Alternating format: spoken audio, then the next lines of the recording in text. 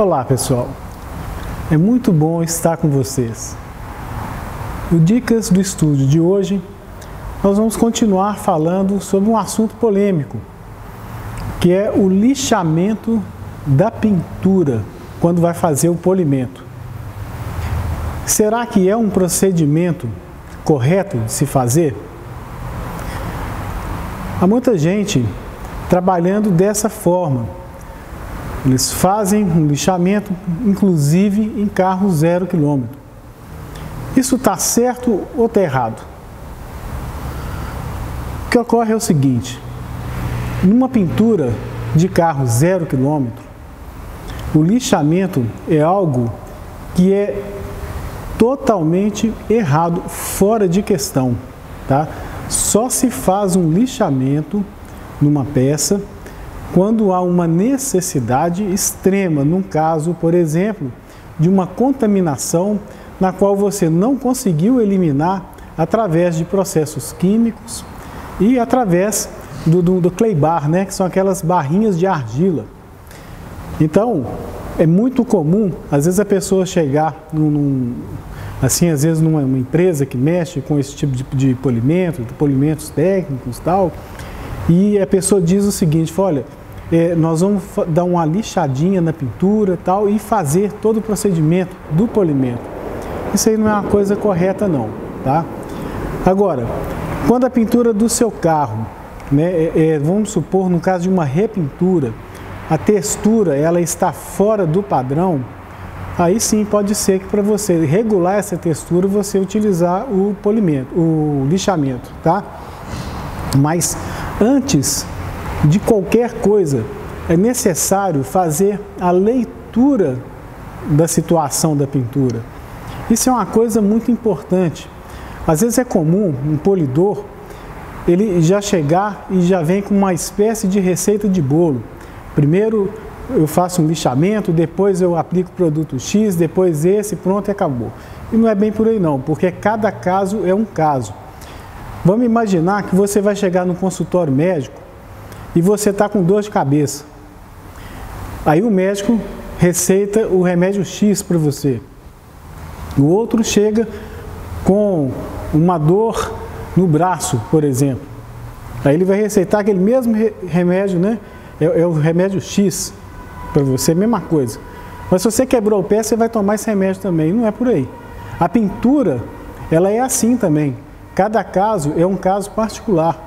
Então, o polimento ele tem que ser tratado de maneira individual. Então, muitas vezes você vai vir no mesmo carro, tá?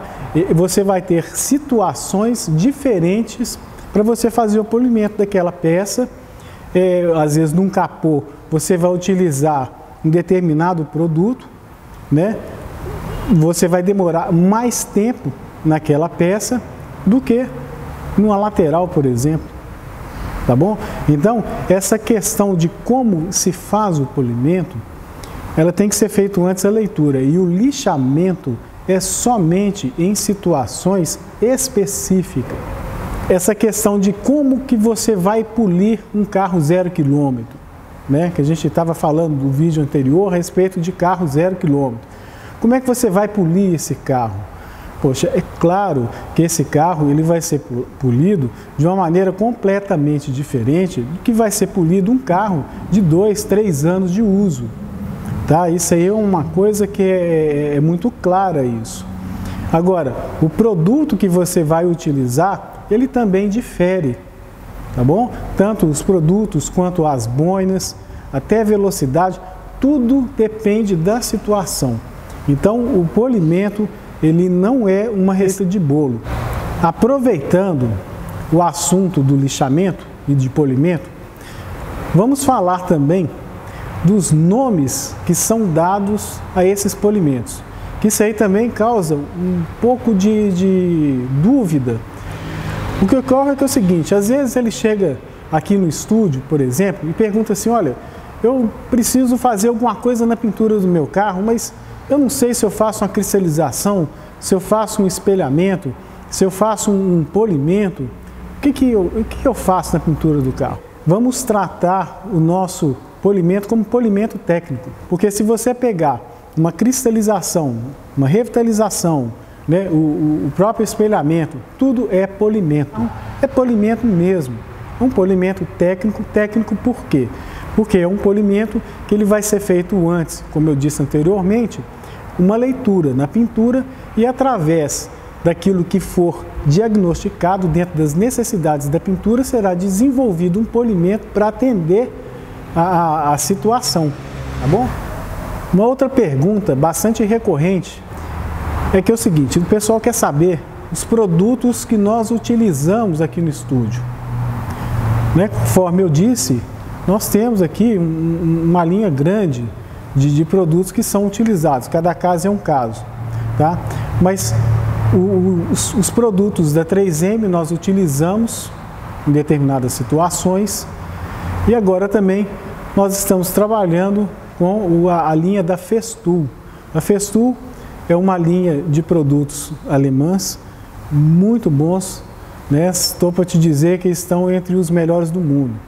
E isso com boinas de acordo com cada situação, né? Boinas de espuma, de toda forma, de acordo com a necessidade de cada etapa que está sendo trabalhada. Trabalhamos com as máquinas rotativas para o início do processo, né? Onde ele é mais pesado, e com as rotorbitais para fazer as outras etapas seguintes do polimento, que a gente já começa a trabalhar o refino do polimento, tá? Então, são esse tipo de equipamento que nós utilizamos. E claro, como eu já disse, as boinas específicas para cada etapa.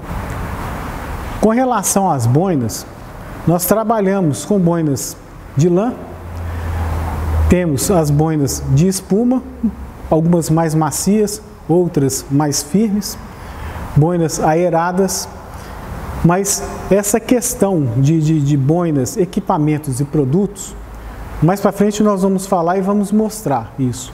Esse vídeo é mais para a gente esclarecer essa questão do polimento, o que deve, o que não deve, e inclusive alertar, né, não só as pessoas, né, que dependem desse serviço, que buscam esse serviço, mas aqueles também que fazem o polimento, tá bom? Então, uma coisa muito importante é o seguinte, você que vai fazer um polimento num carro, antes de você aprender a polir o carro, tá? Uma dica legal é que você aprenda antes o que é uma pintura, tá bom? Os tipos de pintura, né? Os vernizes. Hoje a gente está aí com esses vernizes cerâmicos. São vernizes extremamente difíceis de serem trabalhados.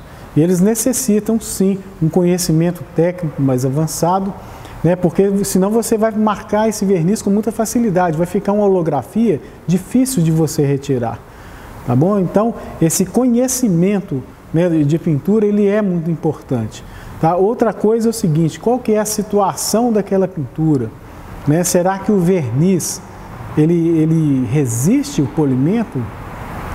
Né? Será que se você polir, vamos colocar aqui numa situação onde a pintura, ela já foi bem maltratada pelo sol, ela já está bastante ressecada, né? E já com o verniz bastante deteriorado, se você fizer um polimento, vai resolver?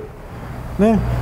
Muitas vezes não vai resolver você polir. Então, nesse caso, não adianta você ficar não só perdendo o seu tempo, o cliente, no caso, gastando dinheiro, né?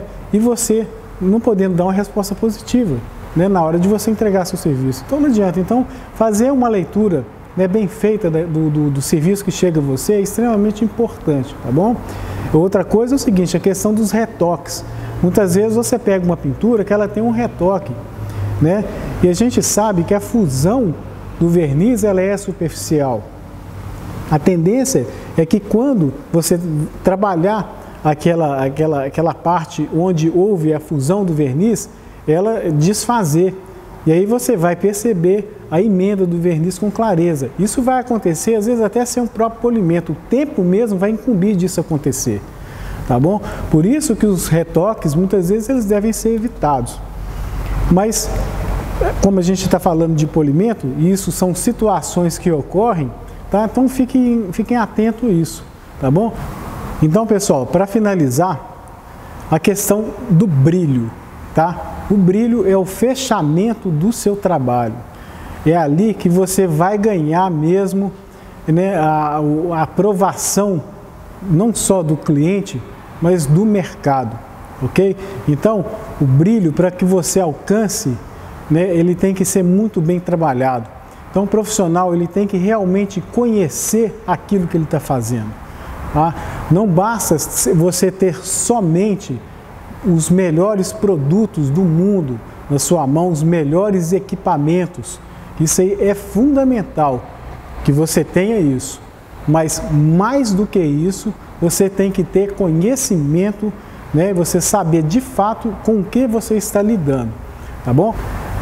Estude bastante, invista o máximo que você puder em equipamentos, em produtos da mais alta qualidade e principalmente em conhecimento, tá legal? Essa é a dica do estúdio para você.